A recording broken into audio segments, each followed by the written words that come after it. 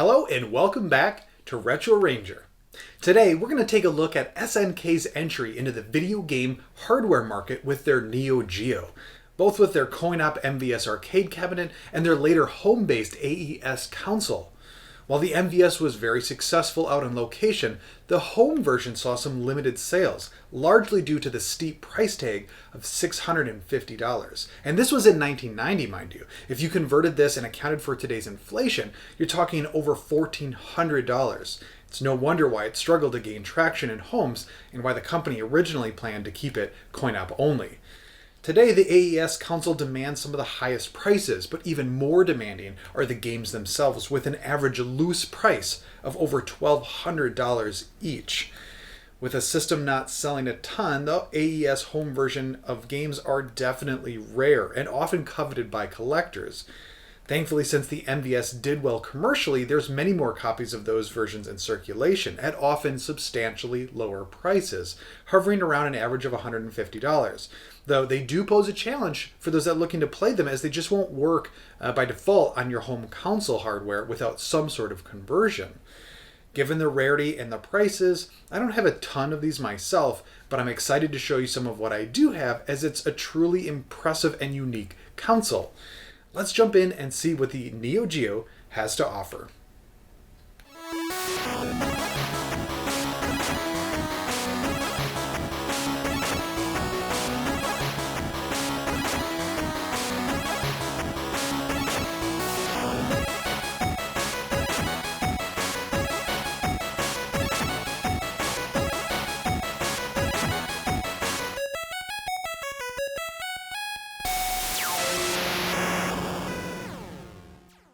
Let's first check out the physical side of the NeoGeo.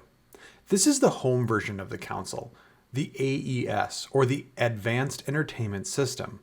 In arcades, a coin-op cabinet called the MVS, or Multi-Video System, was appealing to operators since it would support multiple interchangeable games in a single cabinet and allowed them to keep their offerings fresh without having to replace the entire cabinet. The technical specifications of both MVS and AES are identical, and despite not being able to play each other's cartridges directly, the same games could be played in their respective formats or through a converter. Before we move on to the games, it's worth noting that the AES is the first home console to have a memory card to save game progress on. Perhaps even more interesting, though, is the fact that the MVS cabinets had a memory card slot that allowed players to continue progress between both at the arcade and at home. While the MVS featured a traditional joystick and arcade button setup, the home version shipped with its own impressive arcade controller, complete with micro switches in the joystick. Sadly, the materials used on the joystick weren't nearly as durable, and it's quite common to see cracking on top of the ball, though thankfully it doesn't affect gameplay. There were other compatible controller options that would come later and packaged with the NeoGeo CD, for instance, but this large arcade pad was the default, and despite the cracking, it's generally sturdy. As I mentioned, the games are bifurcated into MVS and AES cartridges. While similar, the presentation is a major divergence, as the home market versions are more in line with what you'd expect, and the MVS being simple without any artwork. In either case, they're both huge. 7.5 by roughly 5.5 inches, these massive cartridges can weigh up to and even over a pound in some cases. It's also the reason the boxes were so large as well. Unfortunately, though, the plastic within the boxes can be really brittle, and certain styles of cases are often cracked and broken. Games would also come with a manual of varying quality, and surprisingly they're a bit lacking when you compare them to the grandiose presentation of everything else associated with the console. Since you can't play the MVS carts directly on the AES home console, you need to have a converter to do so. Over the years, there's been a handful of different converters, but the one that I've had the best luck with is this Daedalus. You stick your MVS cart into the front, and you shove the whole thing into the AES, and you're good to go. That's about it for the physical side of things, but let's run through some of the games. As a quick alert, the overwhelming majority of games in the library are fighting games, so I'm going to do my best based on what I have to give a wider mix of genres. Let's get to it. Okay, first up on our list is Riding Hero. This unique racing game features some interesting RPG elements that let you buy different bikes, travel to other locations, and choose to street race different people to earn money.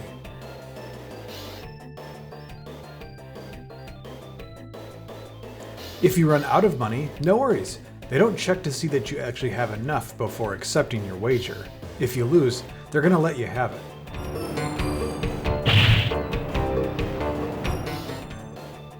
The actual racing parts of the game are about what you'd expect from a motorcycle racer. You move the joystick to lean to the correlating side, and only moving it in the opposite direction does your player return from the leaned position. How far you lean and the speed of which you're going is something to master, as you'll need it to maneuver around these busy streets with cars, trucks, and other obstacles.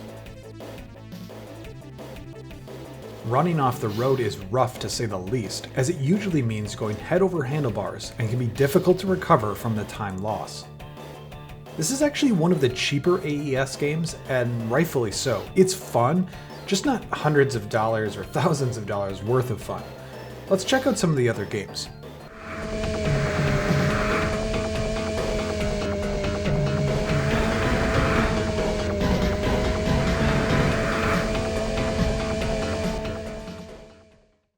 Next up on our list is Puzzle Bobble. While this game and its genre may not be what instantly comes to mind when you think of arcade games, it's surprisingly enjoyable all the same. From the Bubble Bobble series, this puzzle-oriented shoot-off has players racing against time to clear their boards of over 30 plus rounds of different puzzles. Players take control of the shooter mechanism at the bottom center of the screen and aim the arrow in the direction you'd like to fire the bubble in. The order of which color comes up next is dependent on the remaining colors that exist on the board. When shot, the bubble will stick to whatever it hits, with your goal being to group 3 or more of the same colored bubbles together so that they, and any other bubbles hanging from them, pop, and thus getting you closer to clearing the entire board. Interestingly, you can bank shots off either side of the available play space, and this comes in handy when attempting to clear large sections efficiently. As a round progresses, the play area continues to shrink until eventually a bubble from the puzzle crosses the yellow line near the bottom, losing the round, or you clear all the existing bubbles. It's simple but addicting, and it's hard to master, as all puzzle games should be. It may not be the arcade action that everybody wants, but its genre is a nice mixture to the system's game library.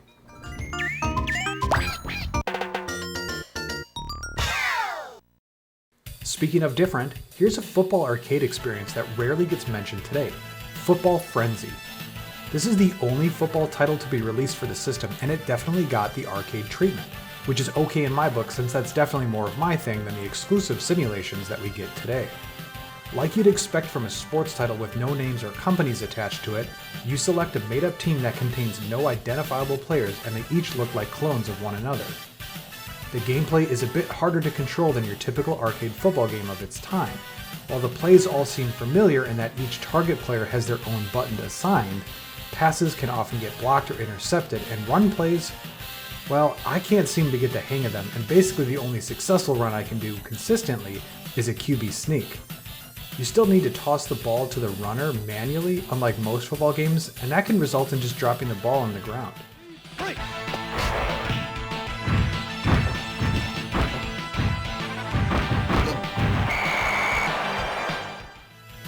I'll give it the benefit of the doubt and assume it's me and not the game, but running the ball definitely feels clunky. Graphics-wise, it's what you'd expect from the NeoGeo. The art, animation, and sound are all top-notch. While this is fun, I wish it weren't the only place in town, as I think it could have been a bit better overall. Let's keep moving. Incomplete! Okay, next up on our list is Double Dragon. Only it's not the beat 'em up that you were likely expecting. Since it's released on the NeoGeo, it's a fighting game, of course. It's actually the last Double Dragon game released before the company went under.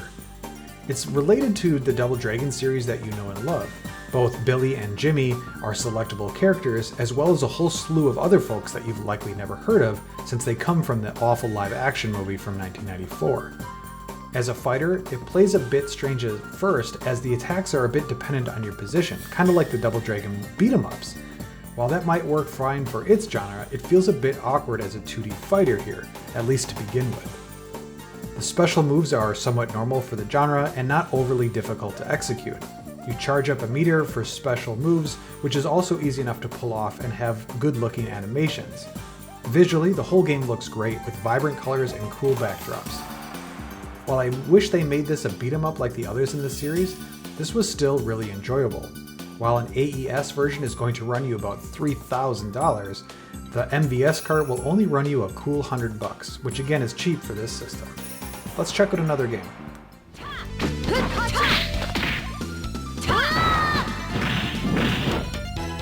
I haven't burst yet. Rebecca, lose.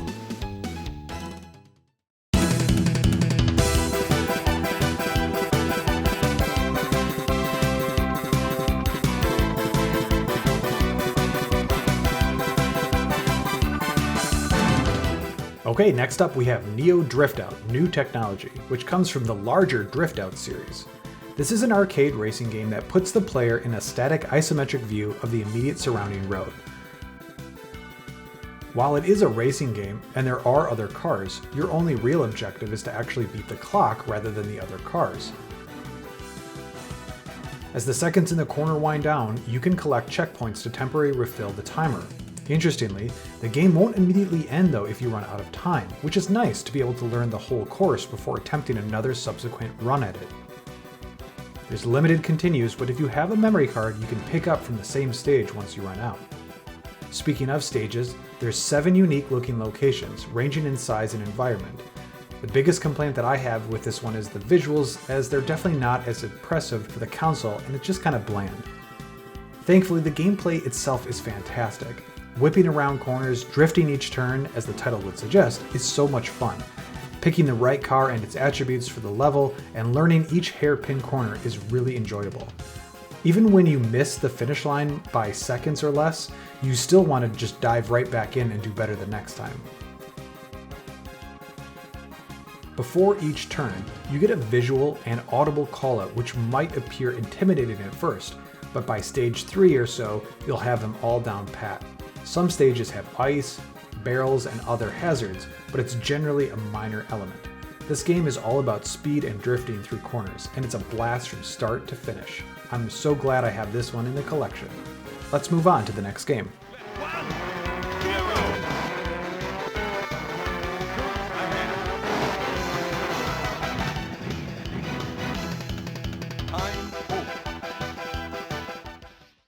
Next on our list is NAM 1975, and it's one of those crosshair games that actually forces you to choose between shooting and moving, since the crosshair will move exclusively with the joystick if you're shooting, otherwise your person will if not.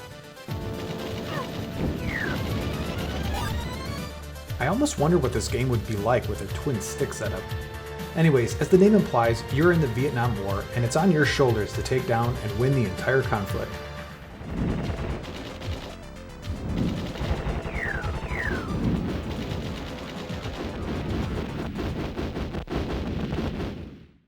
There's also airplanes featuring what appears to be Soviet Union hammer and sickle icons, but apparently other countries adopted the symbol as well, I'm reading, including Vietnam, so I guess it checks out.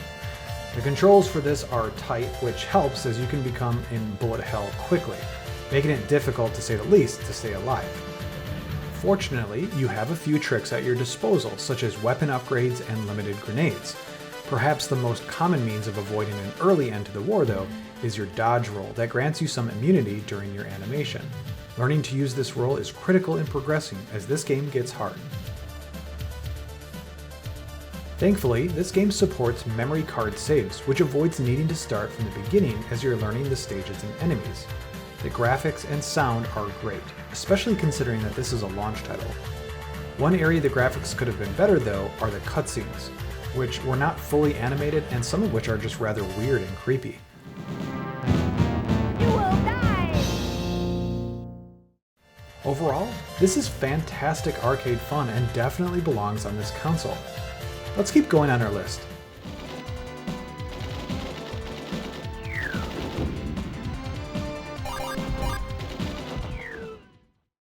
Alright, next up on the list is Burning Fight. And unlike Double Dragon from this list, this is a beat 'em up.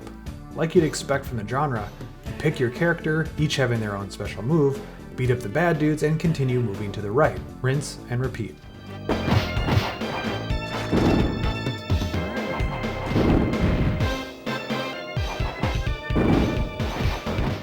The stage art is neat, and thankfully you have some cool stages like fighting on top of a moving train, even if it is a bit ridiculous.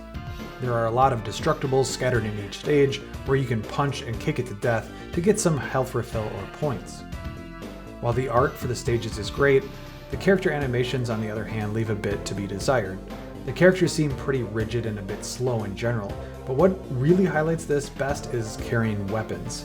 Like most beat 'em ups, you can pick up various weapons to use against your enemy, and Burning Fight is no different, only here it looks really awkward. This isn't the posture that you'd expect to use a bottle as a weapon. It's more like he's picking up the trash and about to carefully set this down. Thankfully, it's not terrible enough to ruin the game, and beyond its high difficulty, this is an enjoyable arcade game. I mean, where else do you get to fight Hulk Hogan in a shopping mall?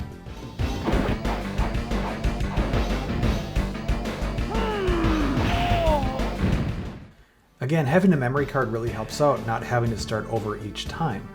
Last thing I'll mention though is that this does have the elevator section, so it is validated as a true beat 'em up. Let's keep moving.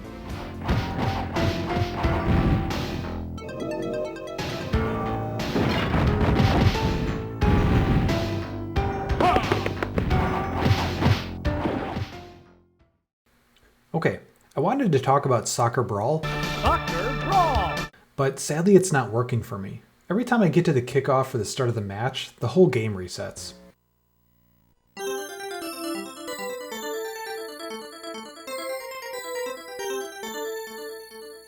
I'll need to dig in to figure out what's up, but the best thing I can say at the moment is that the menus do what you'd expect. In lieu of a working soccer game, let's swap out for a working sports title. Here's Super Baseball 2020. It's always a bit comical playing these futuristic titles that had some expectation of what the future holds for the relevant topic, and this one is no different. I know I've not caught a lot of baseball games recently, but I'm pretty sure they missed the mark for baseball in 2020. I do love these old games though, like RBI Baseball and others that just do a good job at simplifying the entire game to a few easy yet intuitive controls. This game keeps the general simplification and mimics the easy batting and fielding. One major upgrade is in the sound and art department.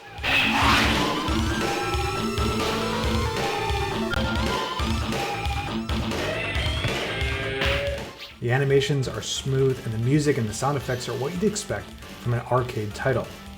The action is fast-paced as far as the baseball game goes, and combined with the quick pick-up and play style, this is a great entry for the sports section of the library.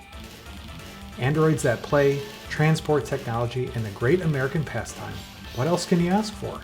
Let's move on to the next on our list.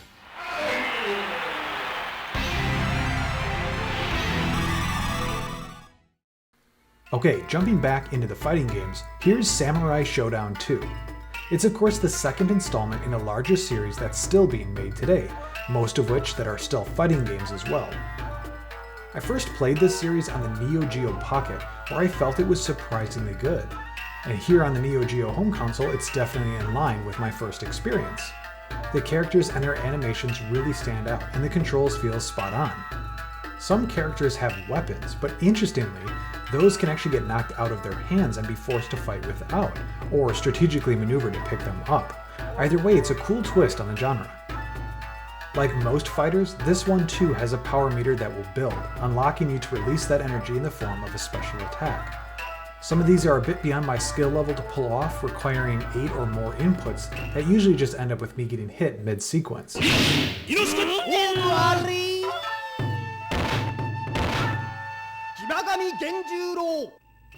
That said, when they do land, it feels rewarding and the overall animation aligns with the impact. While fighting games aren't necessarily my forte, I found this one in particular to be difficult to win.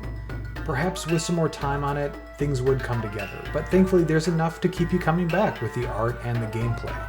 Let's keep going and checking out the next one on our list.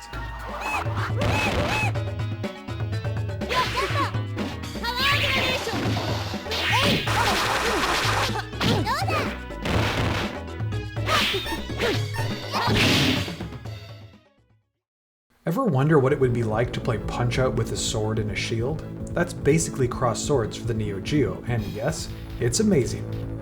Billed as an action RPG, you're guided through various levels on rails as one or more enemies will appear to do battle with, where the combat really begins to resemble the Punch-Out reference. You can attack with your weapon or block either high or low. Sound familiar? Of course, the connections don't end there either, as you can see the wireframe for your avatar like it was in the arcade version of Punch-Out.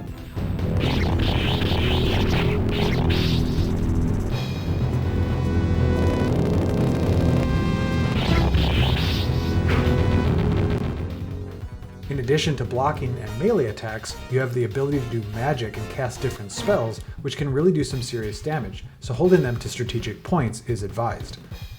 Like I mentioned, the stages are on rails, and the backgrounds and the enemy waves are all a guided experience. While you can move left and right for the current screen, you can't be the one to progress through the stage through moving. Enemies have different behaviors, but unlike Punch-Out, I wasn't able to infer patterns, which definitely adds to the difficulty when determining if you should block high or low. In general, the game favors a more defensive strategy, as most clean openings show up after the enemy attacks first. When you do kill enemies, they will award you either health or gold.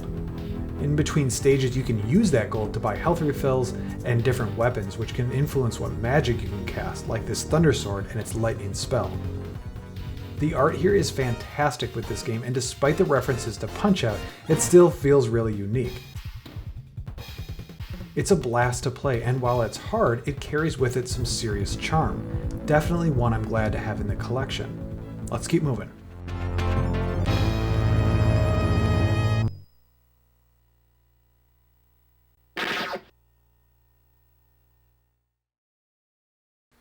Next up, we have Alpha Mission 2. This is a vertical shooter, or shmup if you want to be triggered. All the typical staples from the genre are here, like the laser shot and finite bombs. Upgrades can be found throughout the game, increasing the power level of your arsenal. In addition to finding them in stages though, you can also purchase them after completing a level and before proceeding on to the next. Speaking of completing levels, each ends in a boss fight that's again common of this style of game. While the difficulty is adjustable, it's not a big bullet hell surprisingly, and perhaps it's a bit more approachable. The art and sound are on par with the system, and outside of some instances of sprite scaling, it feels like your typical shooter, and that's not necessarily a bad thing. Let's keep moving.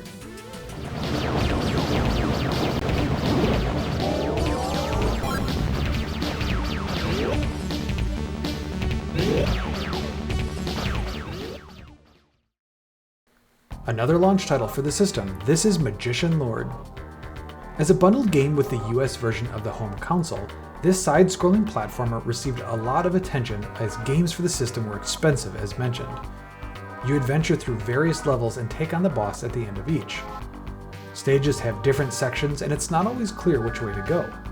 Thankfully, if you die, and it's genuinely not hard to do so, you can revive at checkpoints, though you do need to pay attention since those checkpoints can be surrounded by enemies. Your main attack is a projectile that can be cast either high or low by crouching. While this can get the job done, the fun part is transforming, Altered Beast style, into various things like a fire-breathing dragon, a shinobi, or more, each of which play into the strategy for winning. I mentioned its difficulty, and that's no joke, complete with newbie traps and bullet hell sections. Thankfully, the graphics and the sound are great to keep you trying again and again.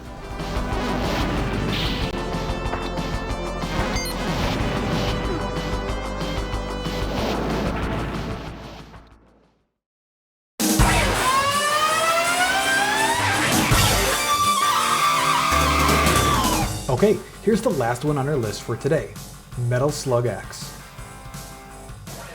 There's 6 Metal Slug games on the NeoGeo, and nobody's complaining, as these run and guns need no introduction. Metal Slug X is an updated and re-released version of Metal Slug II. Thankfully, much of the slowdown is addressed, making the overall experience much more enjoyable. The art, animation, and overall graphics are some of the best the system has to offer, and that's saying a lot.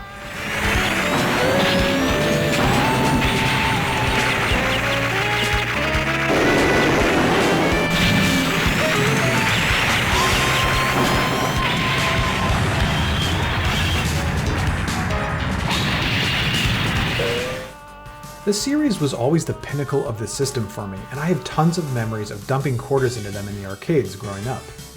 If for some reason you have the misfortune of missing out on Metal Slug, the premise is rather simple.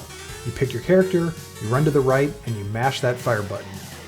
Like Contra, you can pick up different weapons in similar fashion that are finite in ammo. Once they run out, it's back to your starting pistol. If you get close enough to enemies, you actually instead stab them, which is sometimes more desirable. And this doesn't pose as much risk as you might expect, since non-vehicle based enemies don't harm you when you come into contact with them. As you progress, you'll find and rescue hostages that often reward you for your troubles and are a common source of the weapon upgrades.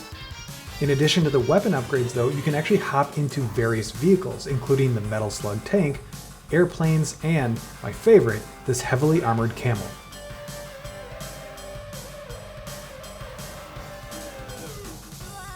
Each stage ends with a boss encounter that is usually large and menacing.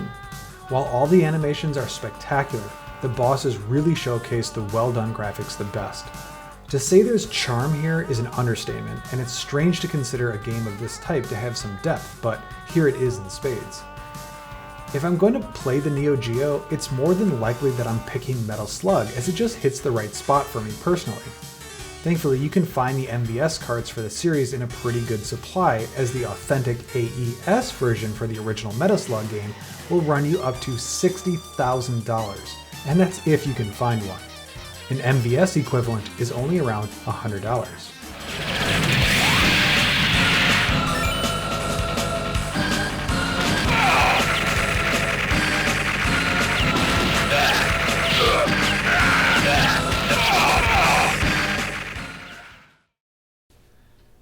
And there's our tour of the wonderful NeoGeo system and its game library. I didn't cover all the games in my collection, as the rest are mostly just more fighting games, and I wanted to keep the review a good mixture of genres. Unless you came here to see the 11 or so King of Fighters games based on the system, I hope you saw something new or interesting. It's really a shame this console isn't more approachable, since it's something special when you compare it to the others of the same time period. What games were you hoping to see that I missed covering? Let me know in the comments down below, and perhaps we can circle back in the future. Until next time though, thank you for watching Retro Ranger.